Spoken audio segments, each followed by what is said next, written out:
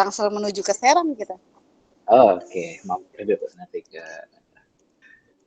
Baik, Bapak Ibu peserta webinar yang sudah hadir. Assalamualaikum warahmatullahi wabarakatuh. Warahmatullahi wabarakatuh. Selamat siang, salam sejahtera, Om Swastiastu, Namo Buddhaya, Salam Kebajikan, Rahayu.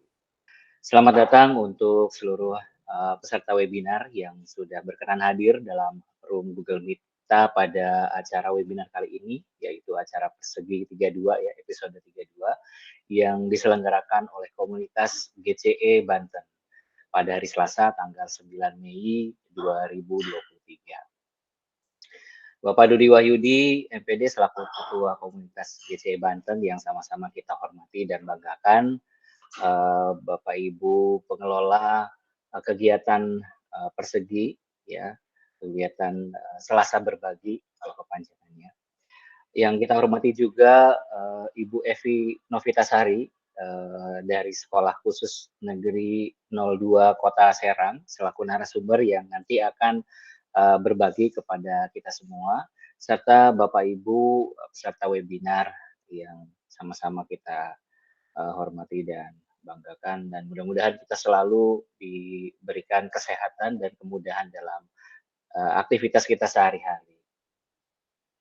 Perkenalkan, saya Rizal Muhaimin Yunus dari Sekolah Islam Al-Azhar Bumi Serpong Damai, Kota Tangerang Selatan, yang juga anggota di komunitas GCE Banten, akan membersamai Bapak Ibu sebagai moderator pada webinar kita kali ini. Baik, langsung saja untuk acara yang pertama, marilah kita sama-sama membuka acara kita pada hari ini dengan berdoa menurut agama dan kepercayaan kita masing-masing. Mudah-mudahan acara ini bisa dilancarkan sampai nanti dengan akhir. Berdoa dipersilahkan.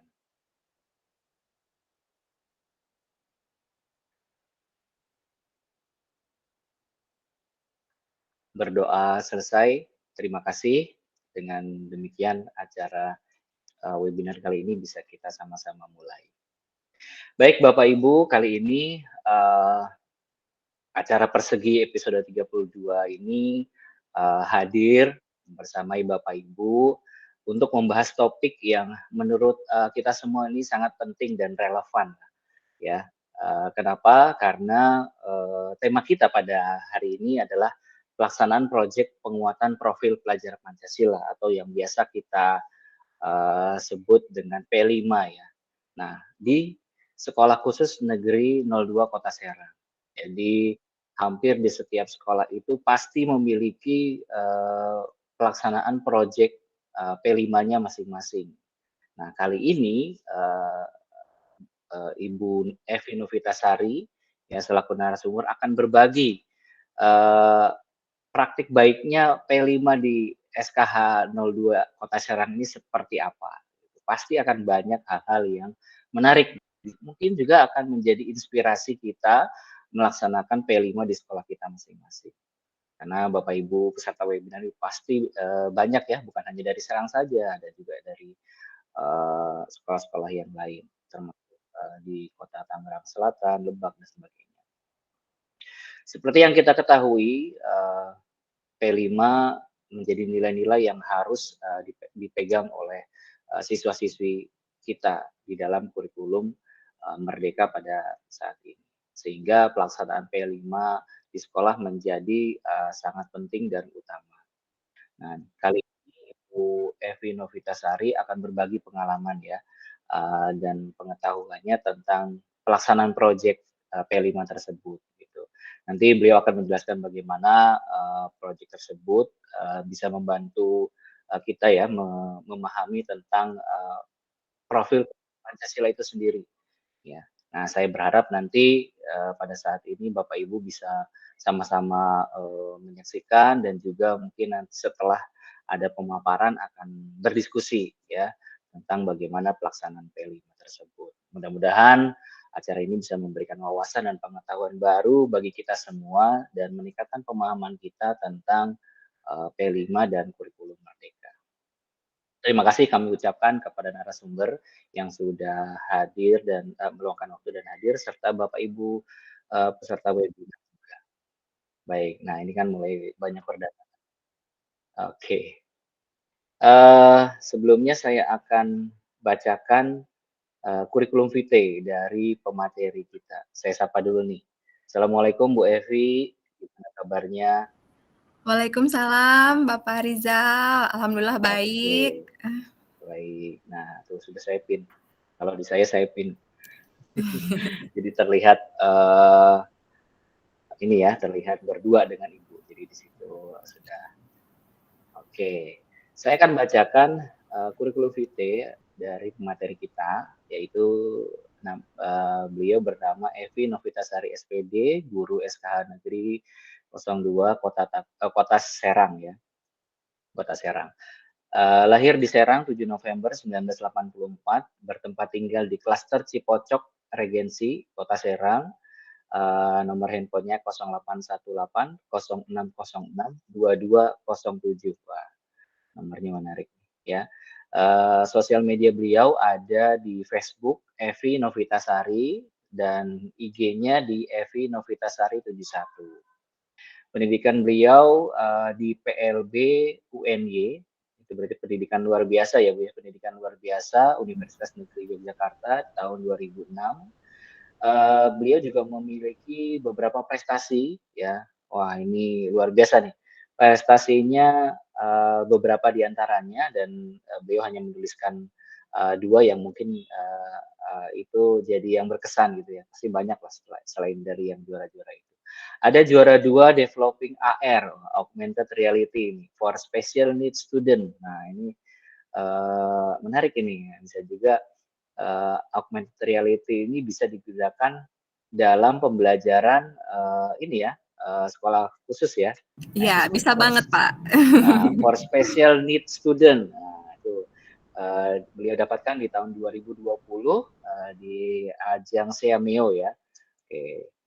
Nah, prestasi yang berikutnya juga ada 5 terbaik presenter wah, dalam acara HGN, Hari Guru Nasional di tahun 2021. Wah, itu kan beliau berarti punya banyak prestasi ini. Yang lain-lainnya di hide. Ini berarti dua ini yang paling berkesan gitu ya. Oke, pengalamannya selain menjadi guru, beliau juga wakil kepala sekolah bidang kurikulum di SKH Negeri 02 Kota Serang mulai tahun 2021 ya Bu ya. Nah, serta yang terbaru ini adalah narasumber berbagi praktik baik ya, di Sinar Baik ya itu ya. Oke, di tahun 2022. Wah, berarti beliau sudah banyak karya-karyanya ya selain mungkin bentuknya tadi prestasi kejuaraan gitu ya. Karena pasti kalau berbagi praktik baik itu sangat banyak sekali karya-karya yang bisa dibagi gitu. Baik, langsung saja ya. Ini biar tidak berlama-lama kita. Baik, saya akan memberikan waktu acara kepada Ibu ya untuk memberikan presentasi tentang penerapan P5 di Sekolah Khusus Negeri 02 Kota Serang. Waktu dan tempat dipersilakan, setelah itu nanti kita akan ada sesi diskusi atau tanya jawab. Dipersilakan Bu Evi Novitasari. Iya, terima kasih Bapak Rizal. Baik, kita mulai Bapak Ibu. Bismillahirrahmanirrahim. Assalamualaikum warahmatullahi wabarakatuh. Waalaikumsalam warahmatullahi wabarakatuh. Selamat siang dan salam sejahtera untuk kita semua. Alhamdulillah hari ini kita dapat berkumpul, berjumpa via virtual ya Bapak Ibu. Dalam keadaan sehat, walau panas menerjang di luar sana, panas banget hari ini di 34 derajat Celcius ya Bapak. Semoga semua diberi kesehatan, jangan lupa banyak minum. Amin, amin. Iya. Sebelumnya saya ucapkan terima kasih terlebih dahulu kepada tim GCE yang telah memberi kesempatan kepada saya untuk dapat berbagi praktik baik yang telah dilaksanakan gitu ya Bapak Ibu. Baik, saya buka presentasinya dulu, mohon izin Bapak Ibu. Oke. Ya, kali ini saya akan berbagi praktik baik pelaksanaan P5. Jadi kalau singkatannya P5 ya Bapak Ibu ya, karena panjang, jadi pelaksanaan proyek penguatan profil pelajar Pancasila, tentu di Sekolah Khusus Negeri 02 Kota Serang. Sudah pada kenal ya sekolah khusus ya Bapak Ibu hebat ya di luar sana? Baik. Nah, sebelum kita masuk ke alur pelaksanaan P5, proyek penguatan profil pelajar Pancasila sendiri itu apa ya? Ada yang bisa bantu saya nggak ya untuk bisa mendeskripsikan ini? Boleh ya Pak Rizal ya, bisa saling interaksi ya Pak Rizal ya? Boleh, boleh Iya, sangat boleh sekali. boleh Bapak Silakan Ibu Bapak ada Ibu. yang membantu saya untuk proyek penguatan profil pelajar Pancasila itu apa ya? Nah, boleh silakan. Ada yang mau memberikan pendapat? Yang memberikan suaranya? Silakan. Boleh, biar nggak ngantuk nih.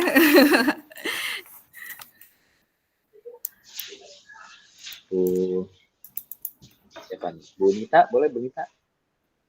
Bu Nita Puspita nih ada. Ya, jadi Bapak Ibu, proyek penguatan profil pelajar Pancasila itu merupakan kegiatan kokurikuler berbasis proyek yang dirancang untuk menguatkan upaya pencapaian kompetensi, karakter, dan perilaku peserta didik sesuai dengan nilai-nilai Pancasila. Ya, kokurikuler sendiri itu kan baru di kurikulum Merdeka ya, Bapak Ibu. Sebelumnya mungkin kita taunya ekstrakurikuler gitu ya, tapi sekarang kita ada kokurikuler. Nah, kokurikuler ini adalah proyek penguatan profil pelajar Pancasila. Begitu. Apa sih yang mau dikuatkan? Bapak Ibu ada yang tahu nggak? Apa kompetensi apa yang mau dikuatkan dalam proyek ini? Mungkin Bapak Rizal ini mengetahui apa kompetensi yang mau dikuatkan dalam proyek penguatan profil pelajar Pancasila ini?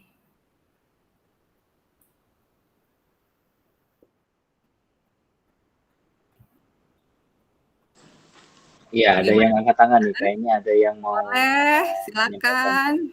Ibu siapa nih? Ada yang angkat tangan. Oh, diturun lagi. Angkat tangannya diturun. Iya. Ayo, penguatan profil pelajar Pancasila ini, apa yang mau dikuatkan gitu kan? Iya. Kita harus konsepnya harus redline dulu nih Pak Rizal. Jadi dalam pelaksanaannya kita sudah mengetahui terlebih dahulu arti dari proyek ini apa sih sebenarnya gitu ya. Iya, ada dimensi P3 yang 6 itu Bu. Nah, berarti ada Iya, yang betul. Nah, itu kompetensinya ada di 6 dimensi 6 dari dimensi ya. profil pelajar Pancasila. Betul Pak Rizal. Nah, ini ya. Ini adalah 6 dimensi yang harus dicapai oleh para peserta didik. Ada 6 dimensi ya, ada beriman, bertakwa kepada Tuhan Yang Maha Esa, dan berakhlak mulia, kemudian berkebinekaan global, bergotong royong, kreatif, bernalar kritis, dan mandiri. Nah, ini semua 6 dimensi ini cara untuk mencapainya adalah dalam proyek tersebut, dalam proyek P5 itu Pak Rizal ya. Jadi redline-nya sudah dapat nih ya Pak Rizal ya. Betul. Iya, jadi profil pelajar Pancasila 6 dimensi ini harus dicapai dalam proyek gitu ya. Walaupun tidak menutup kemungkinan dalam intrakurikuler juga ini masuk gitu ya di dalamnya. Gitu ya Bapak Ibu semua untuk redline-nya. Jadi kita masuk ke alur perencanaan dari P5 ini. Nah, alur perencanaan P5 ini ada di dalam buku pedoman ya, buku pedoman P5. Kalau misalkan Bapak Ibu, guru di luar sana ada yang belum mendapatkannya, bisa download, bisa kunjungi laman di kurikulum.kemendikbud.go.id. Nah, di situ banyak ya yang bisa diunduh regulasinya, pedoman-pedomannya di situ ada Bapak Ibu silakan download sesuai kebutuhan gitu ya. Nah, di dalam alur perencanaan ini ada tahapan ya. Tahapan yang pertama adalah membentuk tim fasilitator. Yang kedua, merancang dimensi, tema, dan alokasi waktunya. Yang ketiga, menyusun modul proyek. Yang keempat, pelaporan. Nah, ini sudah paten ya alur ini, karena sudah sesuai dengan pedomannya. Jadi ini bukan karangan saya, bukan karangan Bu Evi nih. Ini sudah sesuai dengan pedomannya, gitu ya Bapak Ibu. Nah, ini alur perencanaan ini kapan sih kita buatnya? Nah, kalau kemarin di Sekolah Khusus Negeri 02 Kota Serang, dalam alur perencanaan P5 ini, kita membuatnya dalam KOSP. Jadi pertama kali yang akan kita buat adalah KOSP. KOSP ini apa ya Pak Rizal ya? Ya, kurikulum operasional ya Bu. Iya betul, kurikulum operasional sekolah satuan pendidikan, maaf. Kurikulum operasional satuan pendidikan. Nah, di dalam KOSP ini ada banyak yang diinformasikan. Salah satunya adalah P5 ini. Jadi, kita dalam membuat KOSP, kita juga membuat alur dari P5 ini. Ya, jadi kalau di sekolah khusus kemarin di sekolah kami, itu yang pertama kali dibuat adalah KOSP-nya. Setelah KOSP, di dalam KOSP itu ada pengorganisasian pembelajaran. Ya, di dalam KOSP itu tentu ada pengorganisasian pembelajaran. Dalamnya ada intrakurikuler, kokurikuler, dan ekstrakurikuler. Intrakurikuler itu yang mana ya, Pak Rizal ya? Mungkin Bapak Ibu guru bisa interaksi bisa intrakurikuler itu apa ya? Menjawab itu pertanyaan dari Bu Narsum. Apa intrakurikuler itu ya? Intrakurikuler ini bentuk apa ya? Macam apa makhluk apa gitu? Intrakurikuler itu materi-materi pelajaran ya Bu ya, yang ada Iya, di sekolah gitu. Intrakurikuler itu adalah mata pelajaran yang ada di dalam struktur ada struktur program, ada struktur dari kurikulum itu tersendiri. Jadi ada mata pelajaran PAI, Bahasa Indonesia, Matematika, itu semua masuk di intrakurikuler. Ya, intrakurikuler ini dilakukan di sekolah sesuai struktur dari programnya masing-masing, sekolahnya masing-masing gitu ya. Terus kemudian ada kokurikuler. Nah, kokurikuler ini yaitu P5 itu sendiri. Ya, kokurikuler ini adalah P5 itu sendiri, project. Jadi sudah dibagi antara intrakurikuler dan kokurikuler. Makanya kenapa kurikulum Merdeka tidak sama dengan kurikulum K13, karena jumlah JP-nya tidak dibagi per minggu, tapi sudah per tahun gitu ya. Per tahun, tidak harus melulu dalam satu minggu itu hanya 2 JP untuk bahasa Indonesia, tidak melulu gitu ya, bisa 8 JP gitu, bisa 5 JP. Nah, itu semua sesuai dengan kebutuhan dari satuan pendidikan tersebut dalam pengorganisasian pembelajaran.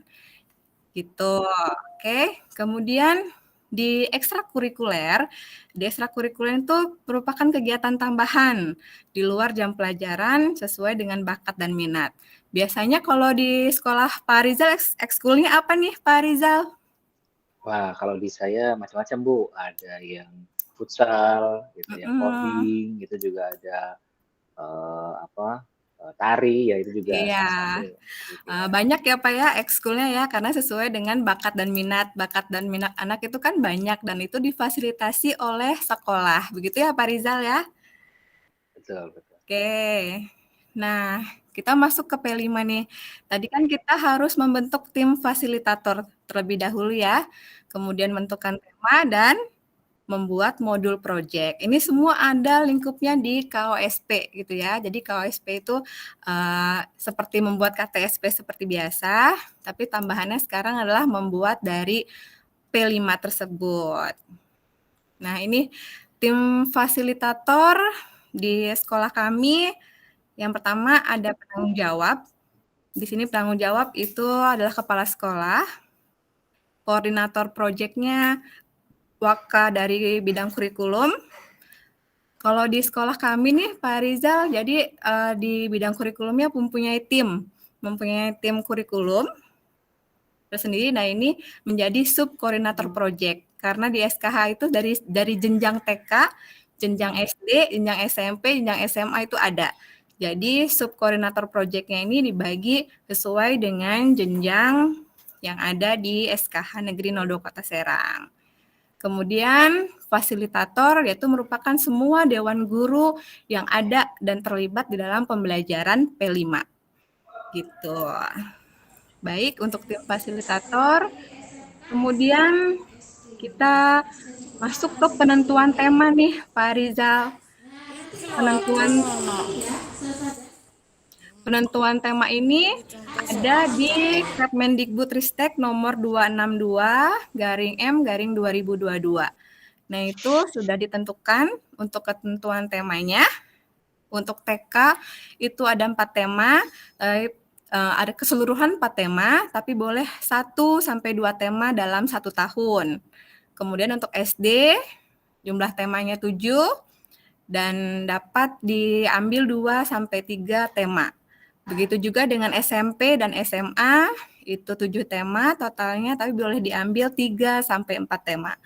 Gitu ya Bapak Ibu. Untuk tema-temanya boleh dibaca di ini ya, Kemendikbudristek nomor 262 ini ya Bapak Ibu, untuk lebih dalam lagi di pemilihan temanya disesuaikan dengan kebutuhan dari satuan pendidikan itu sendiri. Nah, di SKH di sekolah kami di SKH Negeri 0 Kota Serang itu SD tahun kemarin tahun 2002 tahun pelajaran ini 2002-2003 untuk SD mengambil. Nah, ini tema-tema yang diambil oleh SKH Negeri 0 Kota Serang. Jadi ada 3 tema keseluruhan ya. Untuk SD itu ada 2, tema Bhinneka Tunggal Ika dan Kearifan Lokal. Dan untuk SMP, SMA ada 3, Bhinneka Tunggal Ika, Kewirausahaan, dan Kearifan Lokal. Nah, tema ini kita ambil, kita pilih, ini sesuai dengan aset yang ada di sekolah, di lingkungan Kota Serang dan Provinsi Banten gitu ya Bapak Ibu. Dan apa sih yang memang dibutuhkan oleh anak-anak sekolah khusus, anak-anak berkebutuhan khusus, karena harus yang fungsional gitu ya, tidak boleh yang menerawang, jadi harus fungsional sekali untuk dapat diterapkan proyek ini di sekolah khusus.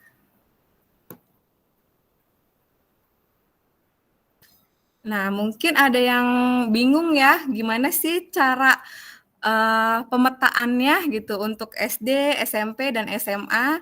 Nah, Bapak Ibu, untuk informasi, jadi di sekolah khusus itu menggunakan sistem blok ya, sistem blok untuk mata pelajaran dan juga proyeknya. Jadi untuk proyeknya kita ambil untuk di SD itu karena 2 tema, jadi diambil di bulan Juli Agustus, kemudian di Februari Maret akhir gitu ya. Jadi ini sistem blok. Jadi nanti yang di tengah ini SMP, SMA khusus karena ada 3 tema. Jadi yang November kan kalau di sana Agustus ya, SD itu 2 Agustus dan Februari, sedangkan tambahan untuk SMP, SMA ada di November. Gitu. Jadi harus dalam lingkup mencakup keseluruhannya gitu ya. Kalau di SKH tidak hanya melihat TK-nya saja, SD-nya saja, SMP-nya saja, tapi harus menggambarkan secara keseluruhan gitu, harus sama. Jadi kalau misalkan membuat tema kemarin kita buat itu agar sama-sama masuk gitu ya, tidak bisa di SD nanti di bulan Agustus, SMP September. Nah, itu agak kesulitan. Makanya kemarin kita buat sistem blok yang sama gitu ya, waktu pelaksanaannya sama di SD, SMP, SMA. Begitu. Jadi seperti yang disampaikan tadi, karena kurikulum Merdeka ini sudah JP-nya dihitung per tahun, jadi dalam 1 minggunya ada yang 4 JP untuk PAI, ada yang 2 JP gitu ya. Jadi ada yang kosong gitu ya. Dan kosong ini bukan berarti Bapak Ibunya tidak ngajar ya, Bapak Ibu ya. Bapak Ibu yang lain yang jamnya kosong ini adalah mengikuti dari proyek penguatan profil Pancasila itu. Dan juga karena kalau di SMP, SMA itu lebih banyak jam keterampilannya, sehingga Bapak Ibu yang memang jadwal ini kosong, ini kan jadwalnya kosong ya, di bulan Agustus, September, Oktober ini kosong. Tapi Bapak Ibu guru yang ada di sini adalah membimbing anak-anak dalam pembelajaran keterampilan. Gitu ya. Ini berkaitan yang di bulan Agustus sampai November ini berkaitannya dengan kewirausahaan, tema kewirausahaan.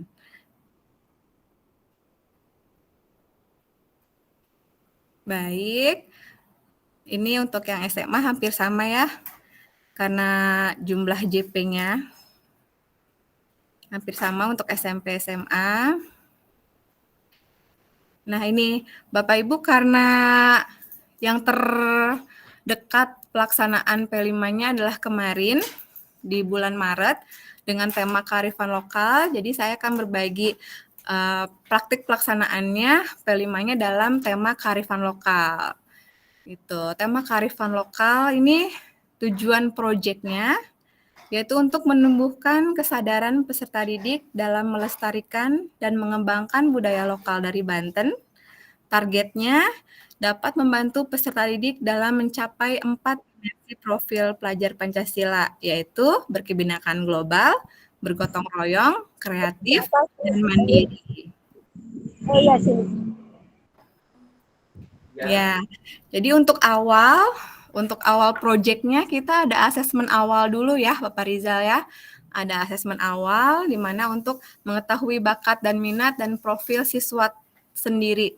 Karena profil siswa berkebutuhan khusus itu sangat banyak ya, ada dengan hambatan intelijensi, hambatan penglihatan, hambatan pendengaran, hambatan perilaku komunikasi, dan itu harus ada terbentuk profil siswanya. Jadi kita mengetahui ada di kelompok mana anak tersebut ditempatkan gitu ya. Jadi ada pemetaan dulu nih. Nah, untuk P5 itu penguatan kokurikuler ya Bapak Ibu, penguatan yang sudah dipelajari gitu. Sebenarnya boleh tidak berhubungan dengan mapel yang ada. Boleh berdiri sendiri atau boleh ada hubungannya dengan mata pelajaran intrakurikuler.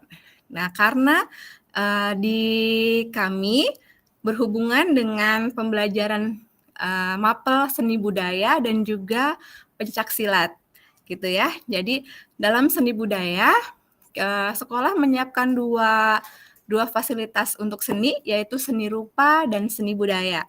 Dan seni dan peserta didik memilih salah satu gitu ya, makanya ada observasi bakat dan minat siswa di seni tari atau seni rupa. Jadi ada kelompoknya gitu ya. Kemudian di dalam kelompok tersebut juga dikelompokkan kembali menjadi kelompok kecil yang kita mau menampilkan apa gitu ya. Kita mau membuat produk apa dalam kelompok seni tersebut ya. Jadi seni tari karena ini kearifan lokal, jadi tari-tarian daerah Banten dikreasikan untuk membuat sebuah tarian gitu ya. Kalau seni rupanya seni-seni rupa yang menampilkan kekhasan Banten. Bisa batik, ada batik, ada kriya kayu yang dibentuk menjadi miniatur badak gitu ya. Jadi dipetakan.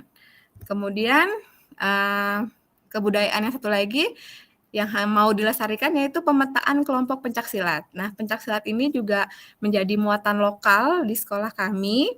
Jadi karena nanti puncak temanya adalah pagelaran seni, jadi dari seni tari, seni rupa, dan juga pencaksilat ini merupakan kebudayaan daerah Banten.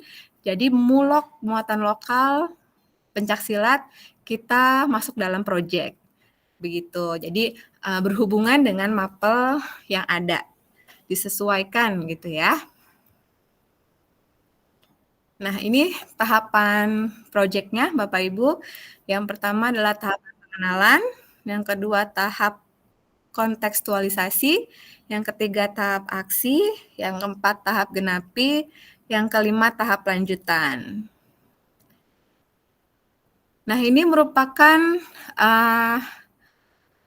view-nya ya, point of view dari tadi, dari yang ini, dari yang tahapan project. Ini point of view-nya.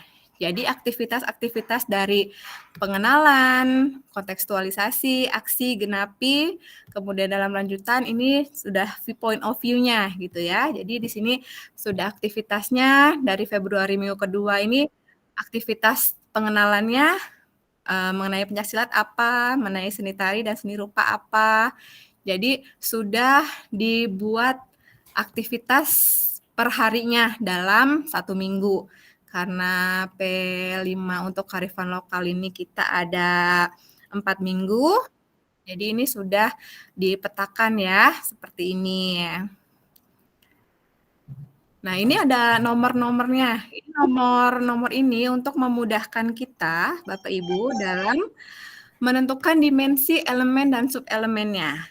Nah, dimensi elemen subelemen ini ada di dalam keputusan Kepala Beskap nomor 009/KR garis miring 2022 ya. Jadi untuk dimensinya, elemennya, subelemennya ini sudah ada semua di dalam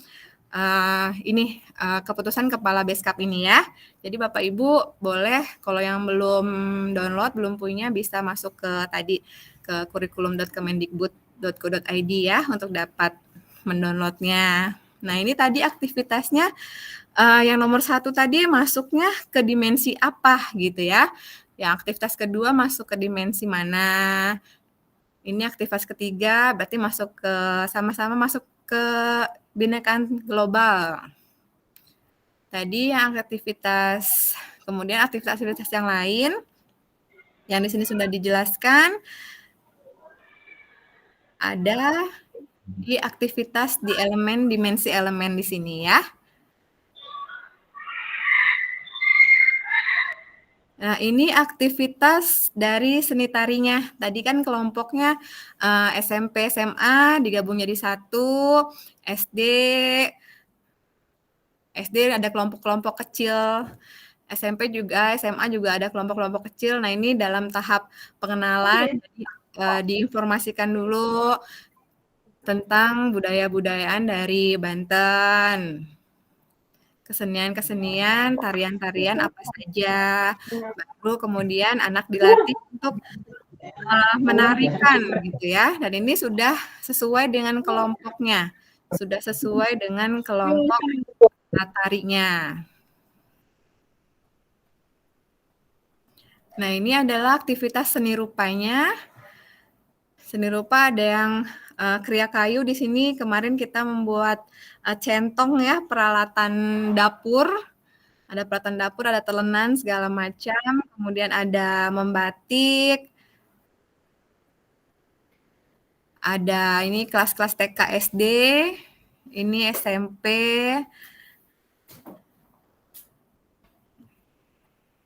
Nah, ini ya Bapak Ibu, ini aktivitas-aktivitas di dalam proyek seni rupa tadi. Jadi untuk menghasilkan produk yang bisa nanti dipamerkan di pagelaran seninya. Nah, ini aktivitas pencaksilatnya. Jadi bisa dibayangkan ya Bapak Ibu untuk yang TK, yang TK SD, SMP, SMA untuk di sekolah khusus itu tidak semerta-merta gerakan ini terus langsung bisa. Jadi itu butuh proses, butuh panjang untuk dapat menghasilkan suatu gerakan gitu ya. Jadi bisa dibayangkan, wah ternyata butuh perjuangan untuk bisa anak mampu untuk melaksanakan proyek ini. Ya, kebayang nih Bu, kebayang. Masa. Kemudian di sini ada kunjungan belajar. Nah, kunjungan belajar ini kita kunjungan belajar untuk seni rupa, ada kunjungan belajar ke Gerabah Bumi Jaya di Ciruas, Banten. Ya. Terus ini kita bisa mainkan dulu ya, kita play dulu ya Pak Rizal ya. Boleh. Baik. Linknya ada Bu, di copy mungkin. Biar. Sebentar. Boleh saya presentasikan Pak? Boleh, saya start.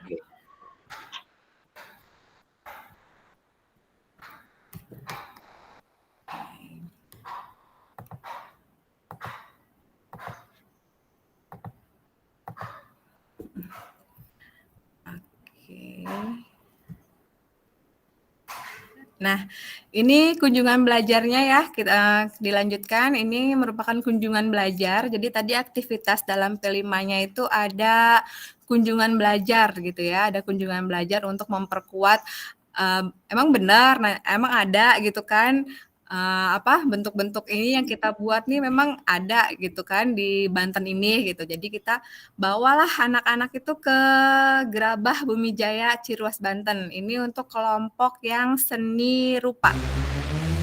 Yang seni rupanya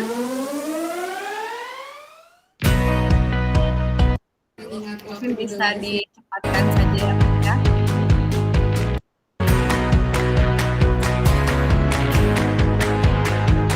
Ini mereka kunjungan gitu Bu ya, belajar langsung di tempat sana gitu ya?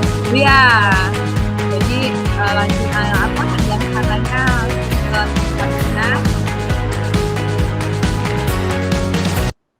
diterangkan langsung sama aktivis langsung yang membuat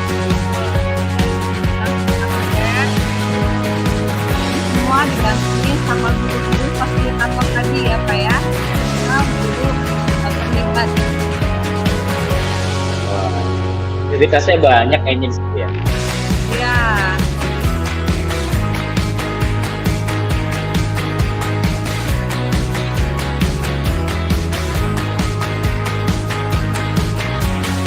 Jadi harus tetap didampingin ya.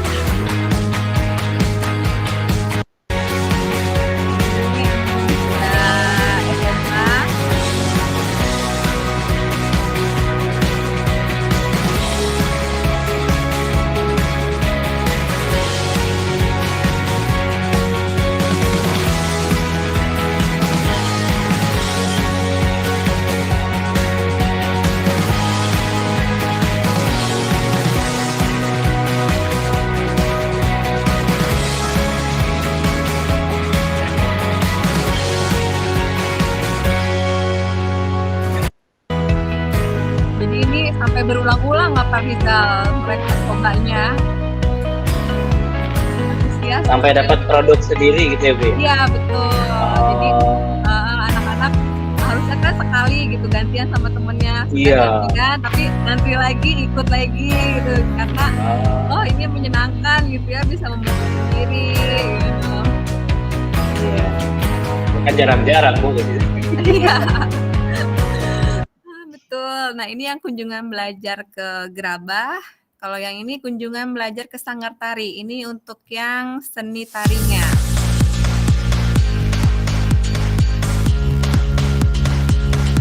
Ini aktivitasnya di awal ya Bu? Jadi mereka kunjungan dulu Bu? Atau setelah dari sekolah? Jadi proyek ini kan berlangsung selama 4 minggu tadi. Jadi kegiatan-kegiatan ini seharusnya di awal tadi ya, tapi karena begitu banyak kegiatan aktivitas di sekolah juga, jadi ini dilaksanakannya di minggu di sela-sela gitu ya. Iya, betul. Nah, Karena memang kan harus ada yang antri gitu ya Pak ya, bisa ke gerabah ini gitu, ke kunjungan ke Sanggar Tari juga disesuaikan dengan kegiatan di situ juga gitu. Jadi waktunya adanya di minggu ketiga ini. Jadi ini pengenalan pembelajaran di seni tari ya Bapak Ibu. Anak-anak ini sedang terbang gede.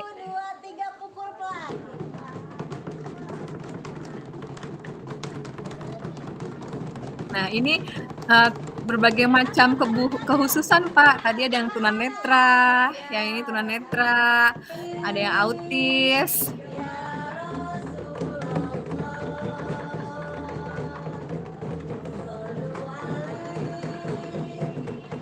Yang laki-laki pukul beduk, yang perempuannya menari.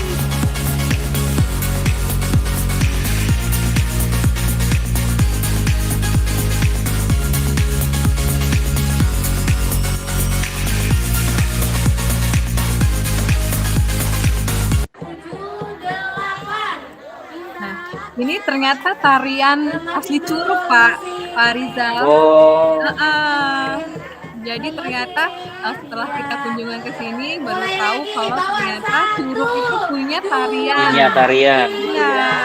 Arifan lokal banget berarti. Iya betul Pak.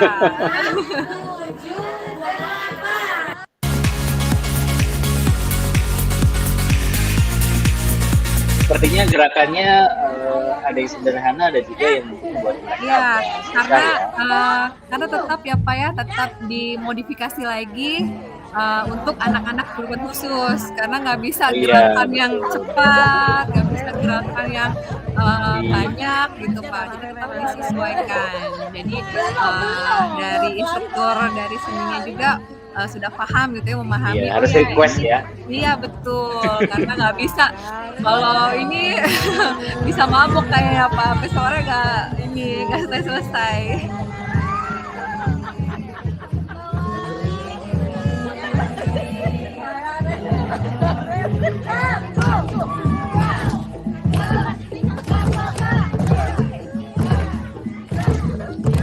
Ini berbagai kehususan ya Bapak Ibu, jadi ada yang tunanetra, ada yang tunarungu, ada yang autis.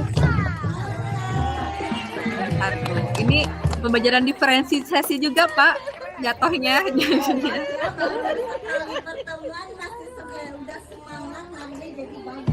Ya. Oke. Lalu kunjungan yang ketiga adalah ke Padepokan Pencaksilat, karena berhubungan Padepokan itu kan kecil-kecil ya Pak ya, nggak bisa Iya. menampung seluruh Nggak bisa siswa, banyak. jadinya grup Padepokannya yang ke sekolah. Latihan di sekolah jadi. Iya, jadi ini ke sekolah Padepokannya. Jadi ini ceritakan sejarah. Dari PPKKTH. Jadi di sini ada 4 orang, 2 pedang, sahabat gong, dan suling atau trompet 1. Di mana pedang ini yang disebut kita di Padepokan Tunasebar sekarang ini laki-laki. Yang kedua ini pedang ini juga kalau di Padepokan. Nah, jadi ini pedang kedua ini yang disebut kesepuhan, Ibu, Bapak, ada. Jadi ada pengenalan pembelajaran dulu ya Bapak ya, Bapak Ibu, dari Padepokannya. Kemudian mereka menampilkan dulu gerakan silatnya.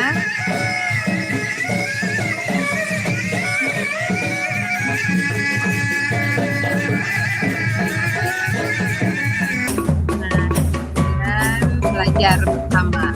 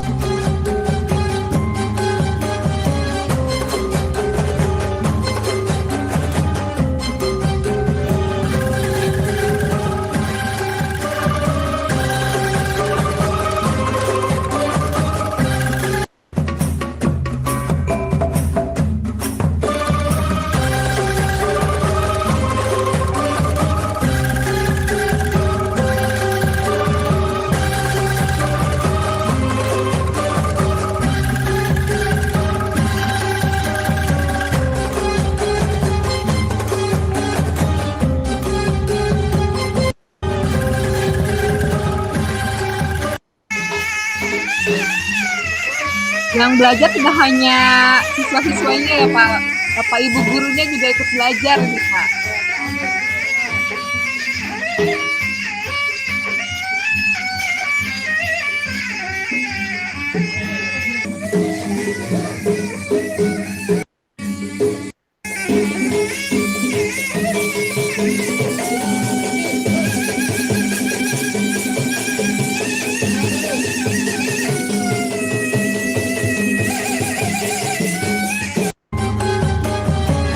Kemudian anak-anak boleh tampilan di atas panggung ya, rekan-rekan. Ya, ini kunjungan belajarnya ya Bapak Ibu. Kemudian, nah puncak tema dari tema kearifan lokal yaitu pagelaran seni. Jadi di pagelaran seni ini adanya pameran hasil karya seni rupa dan unjuk kerja, kemudian penampilan seni tari dan penampilan pencaksilat. Nah, ini pagelaran seninya kemarin kita adakan di Mall of Serang ya, Bapak Ibu, karena untuk mendapat atensi dari masyarakat umum bahwa sekolah khusus, anak-anak berkebutuhan khusus juga dapat ikut serta dalam melestarikan kearifan lokal yang ada di Banten. Nah, ini puncak temanya. Bantenesia. Banten punya karya, Banten punya cerita, dan Banten punya peristiwa. Menginfokan Banten untuk Indonesia. Kegiatan pagelaran seni, puncak tema kearifan lokal, proyek penguatan profil pelajar Pancasila, SKH Negeri 02 Kota Serang secara resmi. Mari kita buka. Ini ada Bapak Siswa-siswa Ketua TK DPRD sampai kelas Provinsi 12 Banten ya dan Pak ya. Sekolah Khusus Negeri 2 Kota Serang menampilkan kreativitasnya dalam puncak kurikulum merdeka pagelaran seni kearifan lokal di Mall of Serang atau MOS. Pagelaran seni kearifan lokal ini digagas oleh SKH Negeri 2 Kota Serang bersama Rumah Tumbuh Manajemen dan juga Mall of Serang.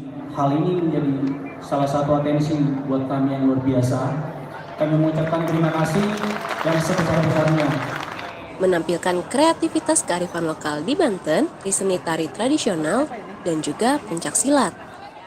Hadir dalam pagelaran tersebut, Ketua DPRD Provinsi Banten Andra Soni, Manajemen Operasional Mall of Serang Wisnu Rudolf Fernandes, Kepala KCD Wilayah Seragon Dindik Provinsi Banten Holil Badawi, Kasih SMK dan SKH KCD Wilayah Seragon Dindik Provinsi Banten Feni Nurapaini, dan juga Kepala Sekolah SKH Negeri 2 Kota Serang Lilis Risuryani. Proyek penguatan profil pelajar Pancasila dengan tema kearifan lokal, dan ini merupakan kegiatan terakhir dalam proyek penguatan profil pelajar Pancasila.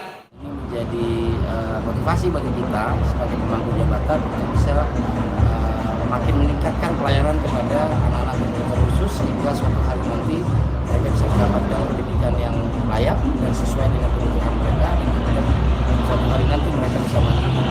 Ini juga harus kan agar Sehingga orang-orang berkebutuhan khusus bisa tampil di halayak ramai sehingga orang melihat ternyata Allah memberikan kekurangan tapi Allah memberikan kelebihan dengan sesuatu. Itulah kami apresiasi atas nama berkepentingan kepada Pembina KCD Wilayah Kota Serang, Kota Kabupaten Serang. Ini kelas berarti bagi kami dan berarti untuk anak-anak kami yang terdepan. Kita akan melaksanakan seperti ini seterusnya. rutin. Rutin setiap tahun. Karena kan kita harus maju. Menginfokan Banten untuk Indonesia.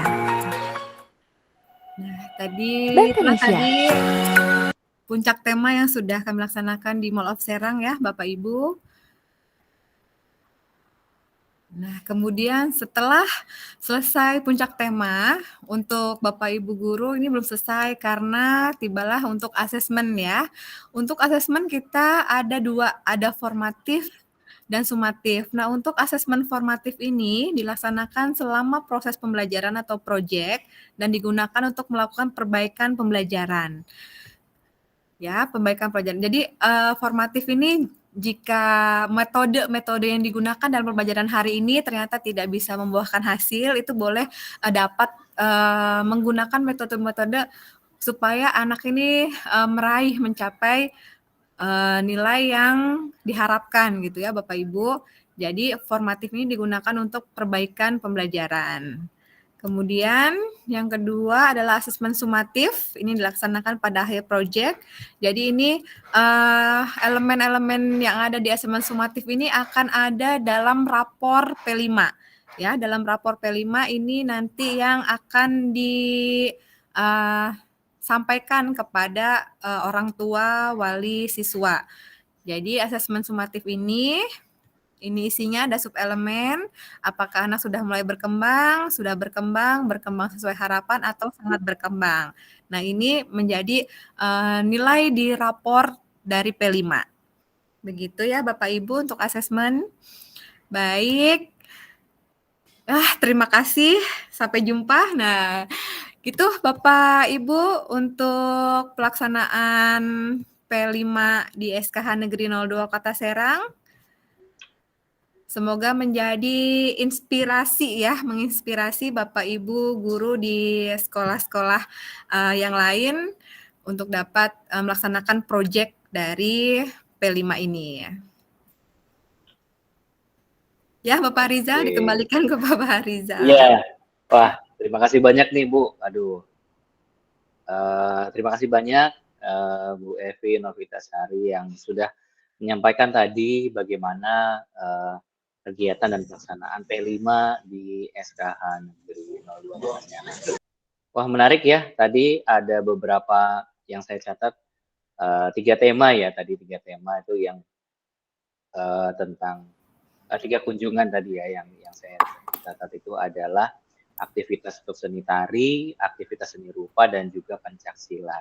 Iya, dimana luar biasanya gitu ya, anak-anak memang harus ekstra juga ya guru-gurunya juga untuk bisa, tapi dengan mereka mengalami aktivitas ini berarti mereka sudah mendapatkan pengalaman yang berbeda gitu ya, yang memang sesuai dengan profil pelajar Pancasila dari dimensi-dimensi yang memang diinginkan, seperti mandirinya, kreatifnya, itu saya rasa dari dimensi tadi yang sudah disampaikan itu masuk semua ya gitu kan, berkebinekaan global, mandirinya, kolaborasinya ada itu di situ. Kita melihat luar biasa loh, apalagi di sekolah khusus ya, di mana Masya banyak Allah ya siswanya Pak. kan. Saya kebayang gurunya aja Bu, saya kebayang gurunya aja ini. Saya kebayang Gurunya gurunya aja. multi-talent Pak, kalau di sini Pak.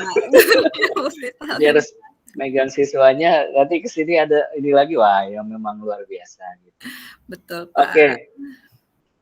Menarik ya buat saya pribadi, mungkin juga buat Bapak Ibu semua nih yang mau bertanya tentang aktivitas P5 di SKH ini seperti apa, detail-detailnya boleh silakan Bapak Ibu bertanya, boleh raise hand ya, mengangkat tangannya, atau nanti juga boleh mengasih kode supaya kami bisa fokus kepada pertanyaan Bapak Ibu. Dipersilakan Bapak Ibu jika ada yang mau bertanya. Ini ada Bu Febriani Kusuma Dewi. Nah, ini sudah raise hand kayaknya dari tadi nih ya. Oke, saya bisa unmute ya. Oke, Ibu Febriani Kusuma Dewi, boleh dipersilakan membuka mikrofonnya jika ada yang mau bertanya disampaikan. Misalnya mengangkat tangan tadi. Takut capek angkat tangan mulu gitu ya.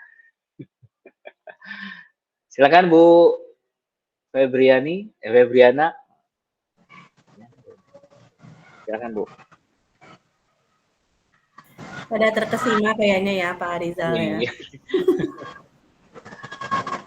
Atau mungkin Bapak Ibu yang lain boleh silakan. Ada Pak Ridwan ini, boleh silakan Pak Ridwan. Baik, terima kasih Pak Rizal. Ya, silakan Pak Ridwan. Mohon izin Ibu Nevi bertanya sedikit terkait tentang sekolah khusus. Ya Bu. Ya. Bapak Ibu ya. Sekolah khusus tersebut, ya saya Ibu. Oh ya Ibu. Maaf. Ibunya anak-anak. Silakan Pak Ridwan, silakan. Izin Pak. Menarik sekali ini pembahasannya karena terkait dengan sekolah khusus. Apakah di sana terdapat anak-anak normal juga, Ibu? Karena di sana kan kalau tidak salah Ibu tadi menyatakan ini adalah sekolah khusus. Ada anak-anak normalnya juga tidak, Ibu ya? Ya, karena ini sudah sekolah khusus, berarti sudah inklusif anak-anak berkebutuhan khusus semua ya Bapak Ibu. Tidak ada anak yang tidak ada yang istilahnya sekolah di sekolah umum gitu. Kalau di inklusi mungkin ada anak berkebutuhan khususnya, tapi di sekolah khusus tidak ada siswa pada umum yang biasa pada umumnya gitu ya Bapak Ibu ya. Oh ya, baik. Kembali siswanya normal Pak, tapi mungkin berkebutuhan khususnya gitu. Ya, siswanya normal Pak. Ya, ada siswa SD, SMP, SMA. Ibu, ya jenjangnya semua ada di sini Bu. Jenjangnya dari TK, SD, SMP, SMA, seluruh jenjang ada. Oke, ada lagi Pak Ridwan yang mau di? Ada sedikit Pak, karena terkait dengan sekolah khusus. Jadi ini kan kurang lebihnya menarik sekali Pak, karena di sekolah yang saat ini kami nikmati itu beragam Pak. Jadi bukan hanya yang khusus saja, untuk teman-teman regulernya juga ada, kemudian inklusinya juga ada. Dan untuk menerapkan hal tersebut kan memang gurunya itu tersendiri, seperti rekan-rekan kami yang menangani teman-teman inklusi. Dan kemudian kalau kami menangani teman-teman yang reguler. Untuk prosesnya sih kurang lebih sama. Cuma yang kami ingin tanyakan kembali kepada Ibu Evi selaku narasumber kali ini, seberapa jauh tingkat akurasi Bu untuk mencapai P6 ini yang tadi telah Ibu sampaikan, kemudian Ibu jabarkan. Seperti itu Pak Arizal, terima kasih. Ya, terima kasih Bu. Untuk terima kasih Pak Ridwan. Pak Ridwan itu Bu, bukan Ibu. Oh, tadi Bapak Ibu Ridwan namanya. Ibu Ridwannya ada kali di rumah mungkin. Oke, baik. Bapak, terima kasih atas pertanyaannya. Jadi untuk tingkat akurasi Bapak Ibu, itu tidak bisa dijadikan standar di sekolah khusus yang berbeda dengan sekolah khusus Negeri 02 Kota Serang ya, karena tentu kemampuan dari peserta didik itu sendiri juga berbeda gitu. Nah, di tingkat akurasi kami itu tadi kita ada asesmen formatif gitu ya. Jadi asesmen formatif ini bagaimana caranya peserta didik ini dapat mencapai project itu dengan sesuai kemampuannya gitu ya. Kalau misalkan kemampuannya ini bisa ternyata diasah menjadi bisa mampu gitu, dan itu harus dengan metode-metode yang tadi. Jadi menilainya itu adalah dari asesmen formatif. Jadi kalau misalkan kita itu melihat semua prosesnya gitu ya Bapak Ibu, tidak melihat dari nilai akhirnya gitu. Karena kita di sekolah khusus ini sudah jangan underestimate sama peserta didik. Misalkan peserta didik A dengan keterbatasan autis gitu kan, sudah underestimate, anak ini nggak bisa gitu. Nah itu jangan sampai underestimate, karena semua peserta didik di sekolah khusus tuh harus mampu gitu kan, harus mampu bagaimana caranya, tapi dengan sesuai kemampuannya gitu ya Bapak Ibu, sesuai dengan kemampuannya. Kita nggak bisa nge-push anak yang memang sudah sampai di cuman bisa mengangkat tangannya saja, sudah bisa dapat mengkoordinasikan tangannya mengangkat ke depan, ke samping, ke belakang, itu saja sudah nilai A+ gitu ya. Jadi tidak bisa disamakan dengan peserta didik yang B yang memang sudah koordinasi tangan, gerak kaki itu sudah baik. Karena mereka kita menilai akurasi anak-anak ini sudah mampu dalam proyek apa belum, itu masing-masing ya, dari masing-masing peserta didik gitu dilihatnya. Jadi secara keseluruhan seperti tadi Bapak Rizal sampaikan, bahwa dalam kegiatan itu aja sudah terlihat mandirinya, anak mandiri, tidak didampingi orang tua lagi, walaupun ada 1-2 yang memang tidak dapat dipisahkan gitu ya, harus dibantu dengan orang tua. Nah itu kreatifnya anak-anak sendiri juga ternyata kreatif, berkebinekaan global mampu berkolaborasi bersama teman-teman yang lain, walaupun tunanetra itu bisa berteman dengan tunarungu, dengan autis, begitu juga ada autis berteman dengan tunagrahita, kayak gitu ya. Jadinya yang kita lihat adalah tadi dalam prosesnya itu anak sudah menampilkan atau belum dari dimensi yang kita akan capai. Begitu Bapak Ridwan ya. Bunda, terima kasih banyak Bunda Evi. Permasalahannya bukan pada kami pendidiknya. Permasalahan itu terjadi ketika orang tua tersebut tidak mengakui bahwa anak beliau itu memiliki kekurangan, seperti dalam salah satu contoh kasus. Beliau ini sudah didapatkan, kita sudah memeriksa secara analisis baik melalui tenaga medis ataupun secara analisis seperti contohnya fingerprint ataupun seperti itu kita sudah lakukan, tapi beliau tetap tidak mengakui, dan kenyataannya beliau tetap melakukan pusing terhadap sekolah bahwa anak saya ini normal loh, kurang lebih seperti itu, Baby. Jadi apapun harusnya mau sama seperti teman-teman yang normal.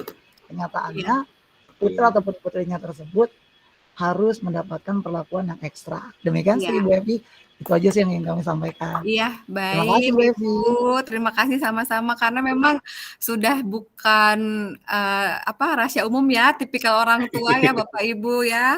Tipikal orang tua itu kalau anaknya beda sedikit aja, enggak kok anak saya baik-baik aja gitu kan. Tapi memang kita tidak bisa memberikan tekanan kepada orang tua ya Bapak Ibu, karena kembali lagi semua hak prerogatif orang tua gitu.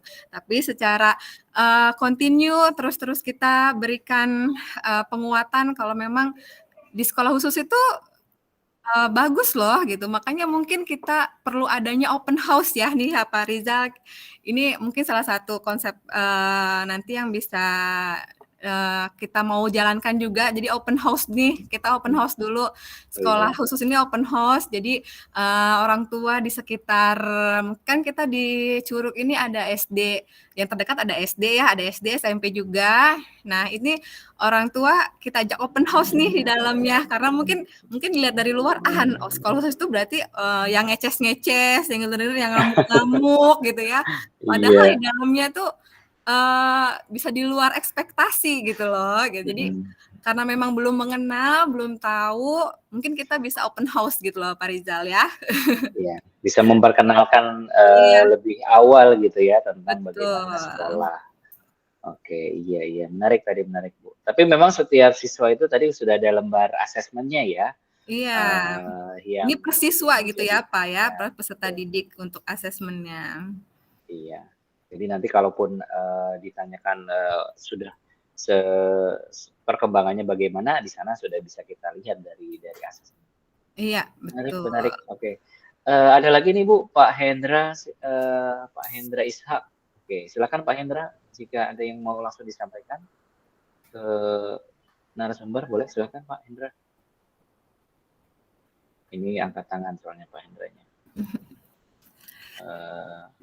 Oke, belum ada. Iya.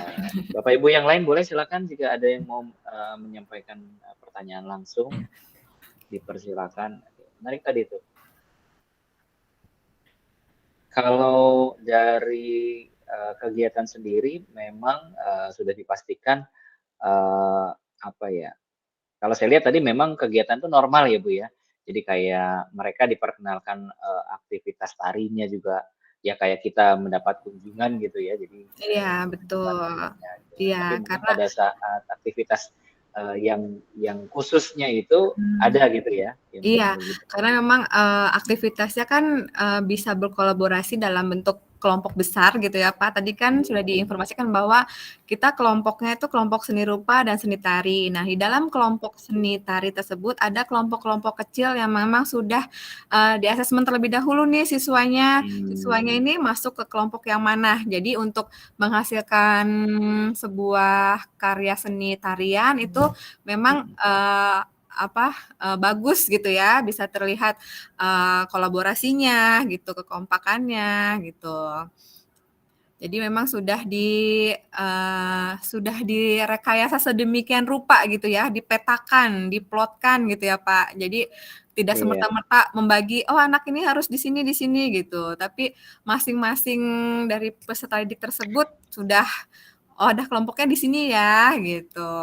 Dan itu tidak menutup kemungkinan kalau sudah berjalan 1 kali, 2 kali, ternyata ketiga kali, oke anak ini harus beda kelompok nih gitu, harus ganti kelompok nih karena memang tidak berkembang gitu ya. Jadi kita harus mengembangkan anak ini sesuai di mana gitu Pak. Jadi refleksinya tuh harus terus-terusan gitu, nggak dipaksa gitu ya. Kalau anak ini nggak bisa, ya udah deh di sini aja gitu. Iya, ya justru dengan cara begitu mereka mendapatkan pengalaman-pengalaman yang berbeda gitu ya dari keseharian. Oke, baik Bapak Ibu yang lain mungkin boleh dipersilakan lagi jika ada yang mau bertanya. Menarik dan bisa juga kita jadikan contoh juga ya, artinya aktivitas ini pun bisa dilakukan di polanya bisa kita terapkan di sekolah yang bukan sekolah khusus gitu ya. Iya, betul. Tadi mungkin kalau saya tangkap dari pertanyaannya Pak Ridwan tadi, di sekolah yang ada siswa inklusinya tadi ya, di sekolah biasa tapi ada siswa inklusi. Itu berarti memang asesmennya juga dibedakan dan memang juga targetnya itu dibedakan juga. Betul. Jadi untuk tadi yang kasusnya Bapak Ridwan tadi, dalam satu kelas sekolah inklusi, satu kelasnya mungkin ada anak berkebutuhan khususnya. Nah mungkin mereka sama-sama melaksanakan proyeknya gitu ya Pak, proyeknya sama, tapi dalam prosesnya itu berbeda. Karena prosesnya harus tetap sesuai kebutuhan dari anaknya. Ya. Betul, sesuai kebutuhan anaknya. Jadi mungkin tetap bisa disampaikan kepada orang tua, Bapak Ibu, kebutuhan anaknya ini loh gitu ya. Jadi tetap melaksanakan proyek yang sama, tapi prosesnya tidak sama gitu ya. Jadi itu pembelajaran diferensiasi itu malah Pak Ridwan ya. Iya. Iya, malah jadi khusus semua jadi kan karena berbeda-beda ya tadi. Khusus buat kamu, khusus buat kamu gitu. Oke, tadi ada yang raise hand juga tapi turun lagi. Ini Pak Hendra nih, boleh kalau mau bertanya langsung. Di kolom chat juga Bapak Ibu jika ada yang mau bertanya dipersilakan untuk menuliskan pertanyaannya dan nanti akan direspon oleh Ibu narasumber. Oke. Tadi sempat juga disampaikan di aktivitas tari itu bahwa ada penyesuaian gerakan gitu ya, di mana gerakan yang tadinya tari curug itu tadi kan disesuaikan juga dengan aktivitas yang khusus untuk siswa-siswa yang ada di SKH. Itu inovasi juga, berarti jadi inovasi juga ya gitu. Iya, makanya tadi seperti yang tadi saya bilang ya Pak, bahwa guru-guru SKH itu multi talent gitu ya. Seni untuk mengkreasikan tarian bisa gitu, untuk mengkreasikan gerakan pencaksilat bisa gitu ya. Tapi tetap dengan koridor-koridor yang sudah ditentukan tentu gitu Pak ya. Tetap kalau di pencaksilat kan ada IPSI ada persatuan pencaksilat itu kita ambil dari situ ya betul, untuk gerakan-gerakannya kita sesuaikan dengan yang ada gitu. Tapi kalau tarian Banten kalau yang pure yang tidak bisa dikreasikan itu tidak bisa kita ambil karena memang kalau beda gerakan sedikit kan itu sudah menyalahi ya Pak ya, sudah menyalahi tarian. Jadi kita ambil tarian yang memang bisa dikreasikan gitu. Oke, baik, ini ada yang angkat tangan Bu Tuti Dede nih. Boleh dipersilakan Bu Tuti Dede jika ada yang mau disampaikan. Ya. Assalamualaikum Pak Rijal, Bu Epi. Waalaikumsalam Ibu. Salam kenal ya, saya baru pulang. Saya baru pulang sungguh, tapi saya tertarik ya. Karena saya lihat dari tadi ini mengenai sekolah khusus, berarti kan bukan sekolah tadi ya saya dengar juga ya, bukan sekolah inklusif ya, bukan untuk anak-anak yang berkebutuhan khusus lain ya Bu ya. Gitu Bu. Betul Ibu, sekolah khusus. Sekolah khusus ini berarti tetap melihat anak-anak yang mempunyai kemampuan yang berbeda gitu Bu. Iya, jadi kan sekolah khusus ini ada beberapa kekhususan ya Bu ya, dengan anak dengan hambatan penglihatan, anak dengan hambatan pendengaran, tapi ternyata kan di dalamnya punya kompetensi, Oh punya gitu. bakat, minat yang harus dikembangkan gitu Oh ya Bapak Ibu. gitu. Jadi kemudian timbullah dalam proyek yang kearifan lokal ini, kita ambil bakat dan minat anak di kesenian, di pencaksilat itu kita rangkum menjadi proyek di P5 gitu Oh Ibu. gitu. Terus juga tadi yang ditonjolkan di sekolah ini, apa memang seni rupa dengan seni tari gitu Bu? Yang lain apa Bu? Iya, karena di tahun ini kan kita memulai kurikulum merdeka ini tahun 2022 ini ya Ibu ya, dan di situ ketentuan di struktur kurikulumnya bahwa untuk seni budaya, untuk satuan pendidikan itu menyiapkan dua kesenian gitu ya. Nah, kalau total kesenian kan ada seni rupa, seni tari, seni teater, dan seni musik. Nah, untuk tahun ini sekolah kami menyiapkan 2, yaitu seni rupa dan seni Seni tari. tari, Gitu. gitu. Dan peserta didiknya memilih salah satu saja. Jadi Oh. makanya dipisah mana yang kelompok seni tari dan seni rupa. Tapi ini Itu Bu punten. siswanya sendiri ya yang Maaf. memilih ya Bu? Iya, jadi kan ada asesmen ya Pak ya, ada asesmen, asesmennya dilakukan dengan observasi, dilakukan dengan wawancara, guru kelas, orang tua gitu kan. Jadi diperolehlah kelompok seni tari dan seni rupa ini. Tapi punten Bu, untuk jenjang kelasnya tetap sama seperti sekolah lain gitu? Iya, sama Bu, ada jenjang TK, SD, SMP, SMA. Oh gitu. Iya. Cuma apa sih dinamakan sekolah khusus gitu ya. Jadi kan orang kalau mendengar sekolah khusus kan artinya pasti sekolah SLB gitu ya. Iya Sekolah luar betul. biasa gitu. Ternyata di Serang ini ada sekolah yang memang benar-benar menghususkan ya Bu ya. Gitu. Iya. Saya juga baru dengar ini Pak Rizal. Oh gitu ya Bu ya. Kok ada ya? Sementara saya kan taunya cuma sekolah luar biasa ya. Boleh Ibu SLB berkunjung paket apa sih, sini Bu. pelayanan badan lain gitu ya. Berarti benar-benar ternyata di daerah sendiri sudah ada gitu Bu. Di Tangsel belum ada Bu. Ya Pak Rizal ya. Di Tangsel adanya sekolah SLB kan, sekolah luar biasa. Tunarungu, Grahita. Memang adanya di Serang ya, hanya ada di Serang ya. Iya, untuk penamaan sekolah saja ya Bu Tuti, untuk di Banten itu penyebutan SLB-nya adalah sekolah khusus. Oh, Tapi kalau di luar Banten masih sekolah luar biasa Luar gitu. biasa. Jadi memang sudah ada wacana bahwa akan penamaannya akan diganti semua menjadi sekolah khusus gitu. Jadi sama dalamnya sama SLB gitu, cuman namanya aja yang berbeda gitu. Sekolah khusus ya. Tapi di sana Bu, maaf lagi, di sana tapi ini ya menerima juga misalkan tadi kata Ibu, kan di sini hanya menekankan seni rupa dengan seni tari. Artinya anak-anak yang mohon maaf ya, misalkan mata yang tidak bisa melihat apa diterima juga di sana Bu? Iya Ibu, kita di sini ada 5 kekhususan, ada 5 kekhususan tunanetra yang hambatan penglihatan, tunarungu yang hambatan pendengaran, yang tunagrahita hambatan intelektual, kemudian autis yang hambatan perilaku, komunikasi, kemudian daksa itu adalah keterbatasan dari fisik gitu ya. Iya betul. Jadi seperti tadi mungkin Ibu bayangkan, wah kalau seni tari memang tunanetra bisa menari gitu ya, atau tunarungu bisa menari. Nah ternyata itu bisa Bu. Gitu. Ternyata bisa, dan mereka sudah melaksanakan pagelaran seninya itu, sudah di atas panggung menarikan gitu ya. Kalau tunarungu sih saya pernah lihat Bu, anak tunarungu itu bisa dilatih menari ya dengan gerakan dia. Latihannya saya pernah lihat juga dicolek gitu ya. Ternyata mereka bisa mengikuti ya. Betul Ibu. Gitu. Ya, Berarti padahal harus dengerin musiknya juga ya. Enggak, yang dengerin musiknya mah gurunya Pak Rizal. Jadi gurunya. Oh iya, jadi kasih kode kali ya. Betul. Gitu ya. Ada trik khususnya ya Pak. Gerakan dari gurunya. Jadi mereka melihat ya Bu ya. Mereka atau melihat mungkin siswanya menghafal hitungannya ya. Betul, jadi ada tempo, ada ya, tempo gitu ya. Jadi di sekolah kami kan belajar juga untuk tunarungu kan bina persepsi bunyi dan irama ya Pak ya. Jadi Nah Iya. itu belajar Berarti juga di gurunya di situ. sana lebih hebat dari kita, Pak Rizal, luar Insya biasa. Allah, Masya Allah, Alhamdulillah. Iya. Sabar berarti Memang luar biasa ya Bu ya.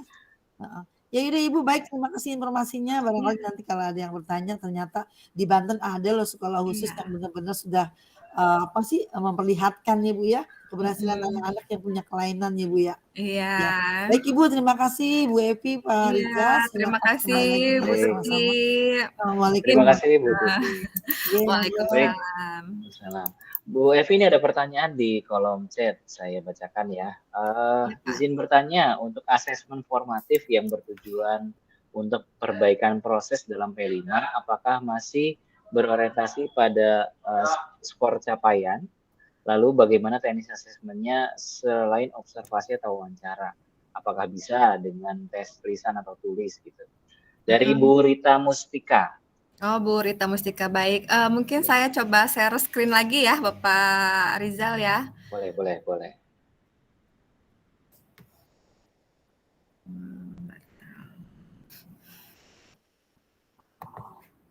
Iya, ini ada yang bertanya masih tentang asesmennya ya. Iya. Oh, yang formatif ini. Khusus Ya. formatif. Oke. Nah, untuk yang formatif, nah kita ambil untuk formatif ini, karena ini kan berkaitannya nanti dengan rapor ya Pak ya, dengan rapor P5. Rapor P5 kan berbeda dengan rapor intrakurikuler. Jadi ada rapor P5, di dalamnya itu adalah aktivitas yang dilaksanakan seperti ini. Jadi ada asesmen untuk formatifnya, tetap ada apa namanya? Ada skor yang harus di checklist, itu mulai berkembang, sudah berkembang sesuai harapan dan sangat berkembang. Ini dalam arti deskriptif ya Pak ya, deskripsinya gitu. Jadi tidak lagi dengan angka gitu. Kalau untuk P5. Dan itu boleh kayak seperti ini, nomor 1. Pengenalan sejarah seni tari daerah Banten. Nah ini dia menyimak dengan sesama atau dapat bertanya atau dapat mengidentifikasi atau bisa mengkomunikasi kembali. Nah ini kalau misalkan kita kan untuk belajar sama anak-anak berkebutuhan khusus ini tidak ceramah saja gitu ya Pak, dengan berapa banyak media gitu. Nah kalau misalkan tadi Berita bilang boleh lisan, boleh dengan gambar, itu sangat diharapkan gitu ya, karena memang untuk sekolah khusus sendiri itu untuk dapat mengekspresikan untuk dapat sampai pesannya kepada peserta didik itu melalui media. Dan untuk tunarungu kan harus banyak media visualnya, gambarnya. Untuk tunanetra audionya yang harus dia dengar itu apa saja informasinya gitu. Nah itu disesuaikan dengan kebutuhan dari siswanya. Iya. Iya. Jadi memang kita sesuaikan juga ya dengan kebutuhannya juga gitu kan. Iya. Boleh jadi untuk yang tunanetra dengan tunarungu akan berbeda gitu ya. Betul. Jadi asesmen formatif itu boleh dengan berbagai bentuk instrumen gitu ya, dengan bentuk instrumen. Tapi nanti penjabaran deskripsinya itu harus ada anak sudah di mana tahapannya, apakah sudah mulai berkembang sesuai harapan atau sangat berkembang gitu. Iya, saya tangkap memang ini pedoman sehingga nanti bisa lebih dirigidkan lagi di deskripsinya. Ya, ini ada lagi pertanyaan Bu, mudah-mudahan menjawab ya Bu Rita Mustika. Oke, izin bertanya dari Bu Puryanti ini, kayaknya Ibu sih Puryanti. Sekolah saya SMPN 25 termasuk sekolah inklusi. Ada 2 anak yang harus mendapatkan penanganan khusus yaitu tunagrahita dan tunarungu. Selama ini belajarnya digabung dengan siswa yang lain. Saat ulangan sumatif, apakah soalnya disamakan dengan siswa yang lain atau dibedakan? Nah ini, ini malah yang sumatif ya? Iya, inklusi. Ya, silakan Bu. Iya betul. Kalau bicara pembelajaran, tentu pasti akan ada perbedaan ya, walaupun dalam satu kelas yang sama, mungkin usianya sama gitu kan ya. Nah, tetap kita lihat dulu, kita asesmen dulu, anak sudah sampai di mana gitu ya dalam pembelajaran. Misalkan matematika, anak sudah sampai di mana nih kemampuannya, apa sudah sama dengan misalkan sudah belajar apa nih kalau di matematika, sudah belajar berhitung bersusun misalkan gitu ya, perkalian. Jadi anak-anak di kelasnya dalam pembelajaran perkalian ini sudah mampu semua, tapi anak ini ternyata masih belum dapat menjumlah gitu. Menjumlah aja belum bisa, apalagi perkalian. Nah, itu baru dibedakan untuk penilaiannya. Penilaian dibedakan karena toh pembelajarannya juga tidak sama ya. Jadi tidak boleh anak yang lain belajar ke perkalian, tapi anak ini nggak bisa, ya udah kamu liatin ya, ibu ngajar perkalian. Nah, itu ibaratnya mengajarkan ikan manjat pohon gitu ya Pak ya. Jadi harus kita belajar tuntaskan dulu yang pembelajaran berhitungnya, penjumlahannya gitu ya. Anak sudah menjumlah sudah mampu, konsepnya sudah dapat, baru beralih ke perkalian. Toh perkalian juga kan penjumlahan berulang gitu ya. Jadi diketahui dulu asesmennya sampai mana anak dalam pembelajaran itu. Kalau misalkan memang sudah sama, anak mempunyai IQ yang sama gitu ya dengan teman-teman sekelasnya, itu baru penilaiannya juga disamakan. Oke, boleh Bu Puryanti kalau ada yang mau disampaikan langsung, silakan.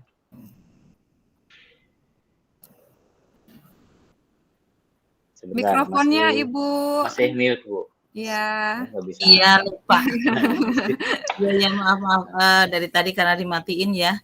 Iya, ini untuk belajar di kelas itu memang ada sebenarnya sih ada guru pendamping khusus ya. Jadi kadang-kadang kan anak yang tunagrahita itu kadang gangguin temannya. Jadi kadang satu waktu dari guru yang ngajar di kelas itu minta tolong untuk pendampingnya ngikut di kelas, ngikut dalam tersebut. Nah, kemudian untuk waktu semester pertama itu, semester awal itu soalnya disamakan dengan yang siswa yang lain itu. Siswa biasa. Jadi anak itu saya kebetulan ngawas di kelas itu kan manual ya, jadi ngitaminnya juga nggak asal-asalan, pokoknya nggak karuan lah. Nah, kemudian setelah semester genap ini kan kemarin ada ulangan yang tengah semester itu, jadi dicoba anak itu diberikan soal khusus gitu. Jadi soalnya kalau disamakan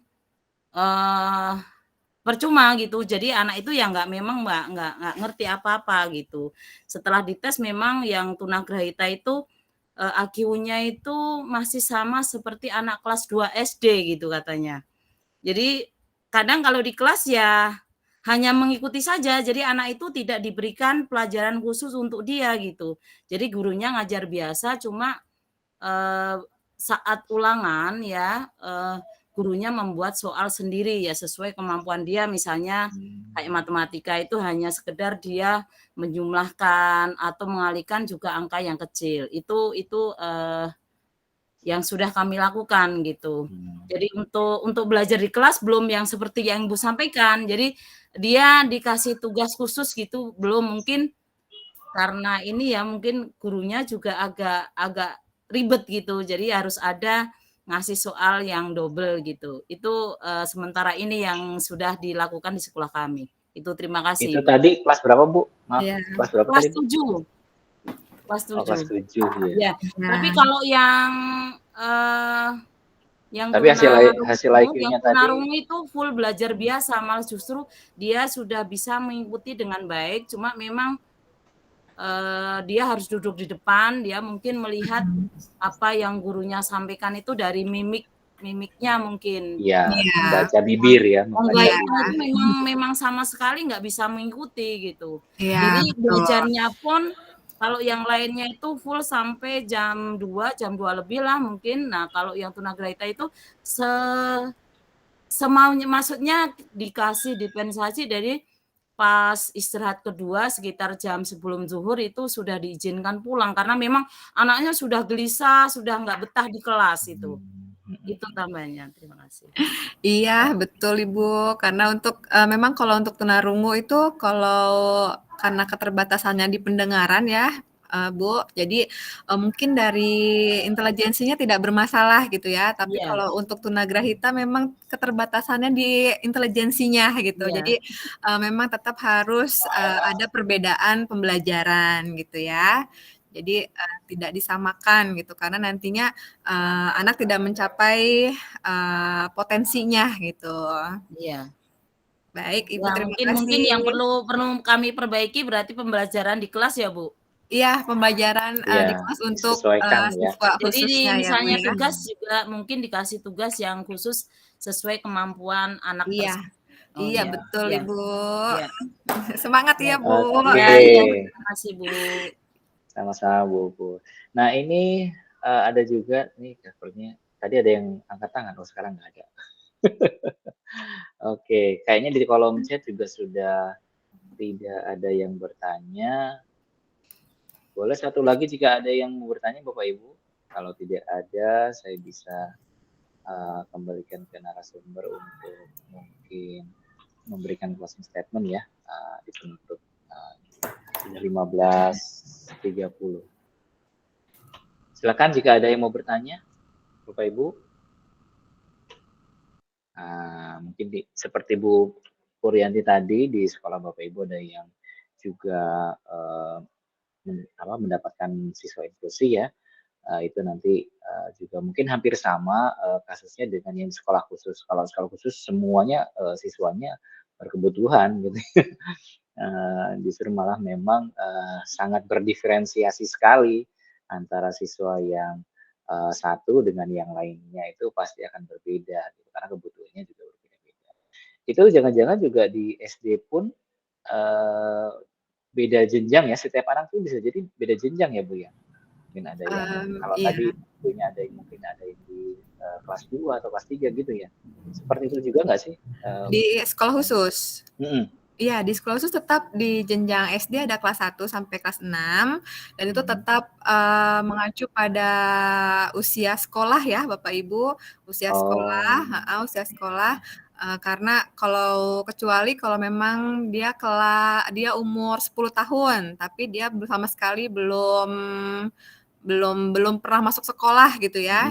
Itu tetap kita masukkan dulu ke kelas 1 baru nanti kita lihat asesmen, kita lihat kebutuhannya, potensinya di mana, kemampuannya di mana, baru kita tempatkan dia di kelas kelas mana gitu. Iya betul. Tapi di dalam satu kelas yang sama pun itu Pak kebutuhannya ada banyak kelas. Beda. Oh iya. Oh gitu ya. Berbeda-beda, betul. Maksimal berapa siswa Bu di satu kelas? Iya, kalau maksimal untuk di tingkat SD itu ada 5, kalau di kelas SMP dan SMA itu 8 orang satu kelas. Dan itu sama dengan mengajar 30 orang ya Pak ya, walaupun 8 effortnya orang pasti, gitu. betul. Tenaganya pasti sama dengan mengajar 30 orang. Iya, betul. Seperti itu. Oke. Baik, Bapak Ibu yang lain mungkin ada yang mau bertanya lagi.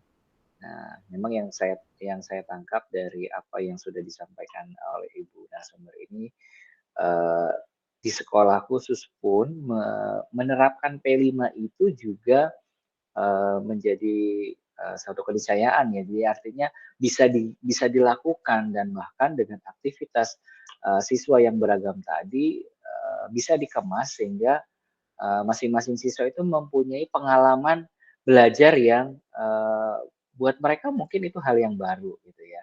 Dan buat orang tuanya khususnya juga itu berarti menjadi suatu eksklusivitas untuk mereka gitu ya, bahwa setiap anak itu memang diperlakukan berbeda dan sesuai dengan kebutuhannya masing-masing. Wah itu kalau jadi orang tuanya itu sudah bisa melihat anak-anak silat gitu ya, tari, wah itu udah pasti bangganya luar biasa gitu. Benar ya Bu ya? Iya betul Pak Riza. Jadi memang di kurikulum Merdeka ini memang kolaboratifnya itu sampai orang tua ya dilibatkan Ya, gitu. betul. Jadi memang orang tua di sini sangat-sangat welcome sekali untuk kurikulum Merdeka. Jadi memang orang tua ini diajak kolaborasi gitu ya, apalagi untuk yang TK itu ada cooking class gitu ya, cooking class di mana Wah, narasumbernya sendiri itu adalah wali orang tua. orang tua gitu. Jadi Iya, memang iya. dilibatkan gitu ya dalam proses P5 ini sendiri juga orang tua yang ikut sibuk ya, orang tua yang ikut kostumnya gitu kan, gimana Iya. ini, terus pembelajaran latihan di rumah Bu, minta videonya untuk gerakannya gitu. Jadi memang Nah, antusias sekali gitu ya, memang langsung di rumah pun tetap melanjutkan pembelajaran yang di sekolah gitu ya. iya. Iya, berarti memang dukungannya luar biasa juga ya dari Iya orang tua betul itu tadi. Bapak. Karena kesempatannya memang tidak ada. Boleh jadi itu pengalaman yang bisa jadi berkesan sekali buat orang tua dan juga buat siswanya juga. Oke, baik Bapak Ibu yang lain, sepertinya sudah tidak ada yang bertanya Ibu. Jadi dipersilakan untuk Ibu mungkin memberikan closing statement atau mungkin hal yang belum tersampaikan kepada kita semua yang hadir di sini peserta webinar kali ini atas materi yang sudah Ibu sampaikan. Dipersilakan Bu. Ya baik Bapak Rizal, Bapak Ibu guru hebat, semuanya yang dalam siang menjelang sore ini. Untuk proyek penguatan profil pelajar Pancasila ini, yang Bapak Ibu sudah pahami, yang sudah Bapak Ibu baca di dalam pedoman, itu silakan diterapkan. Jadi jangan menunggu ini belum ada workshop gitu, belum ada ini gitu. Jadi terapkan dulu yang Bapak Ibu tahui gitu ya. Jangan sungkan, jangan ragu untuk menerapkannya gitu. Karena kita nanti ada refleksi. Nah, refleksi itu perbaikan yang tetap berjalan. Ternyata dalam pelaksanaan P5 ini kurang ini ya. Nah, itu direfleksi, ditambahkan, diperbaiki. Jadi apa yang dapat saya sampaikan pada hari ini adalah lakukan apa yang Bapak Ibu ketahui dalam P5 ini, dalam pelaksanaan P5 ini, lakukan, berikan yang terbaik untuk peserta didik kita. Gitu Pak Rizal. Baik, terima kasih banyak Bu Evi Novitasari. Kita berikan aplaus dulu, boleh digital, boleh langsung kepada narasumber kita Bu Evi Novitasari. Alhamdulillah luar biasa, materinya sangat menginspirasi kita guru-guru yang ada di Banten, khususnya di GCE Banten ini, dan ini bisa menjadi mungkin kegiatan yang akan kita lakukan ya nanti di kedepannya tentang proyek P5-nya tadi itu. Terima kasih Bu Evi Novitasari. Iya, terima kasih Bapak Rizal. Ya, terima kasih Bapak Ibu peserta webinar yang sudah hadir. Mohon izin sebelum kita tutup bersama-sama, boleh di on cam untuk pengambilan gambar. Saya lupa tadi Pak, tadi pas pertama mungkin sedikit ya, tapi sekarang mungkin sudah banyak. Boleh Bapak Ibu dipersilakan yang bisa membuka layar kameranya untuk open kamera, dan izin saya untuk tangkap layar. Ini di layar saya sudah mulai banyak bermunculan. Oke. Iya, dan juga untuk yang belum mengisi daftar hadir, dipersilakan untuk mengisi daftar hadir yang sudah kami sampaikan di kolom chat ya, di kolom chat. Baik, siap ya Bapak Ibu ya, bertahan sebentar, 1, 2, 3, mudah-mudahan posenya pas gitu. Soalnya kalau di screenshot pas lagi posenya pas lagi nggak enak ini nanti jadinya. Oke, sekali lagi ya Bapak Ibu, 1, 2, 3. Oke, terima kasih banyak Bapak Ibu yang sudah hadir. Mudah-mudahan kegiatan ini menginspirasi Bapak Ibu, dan untuk pemateri tenaga sumbernya kami ucapkan terima kasih, dan untuk Bapak Ibu peserta webinar kami juga ucapkan terima kasih. Mudah-mudahan bermanfaat buat Bapak Ibu semua. Akhirul kalam, Kita tutup dengan sama-sama baca hamdalah. Alhamdulillahirrahmanirrahim. Alhamdulillahirrabbilalamin. Baik, mohon maaf jika ada kata-kata yang kurang berkenan dari kami selaku moderator, dan terima kasih untuk para rekan-rekan GCE Banten yang sudah hadir dan sudah membantu jalannya kegiatan Persegi 32 ini. Mudah-mudahan menjadi amal ibadah buat kita semua. Assalamualaikum warahmatullahi wabarakatuh. Waalaikumsalam warahmatullahi wabarakatuh. Terima kasih Bapak Ibu semua. Sama-sama, Bu. Sama-sama Ibu. Ya, Bu Ati, makasih Bu Ati.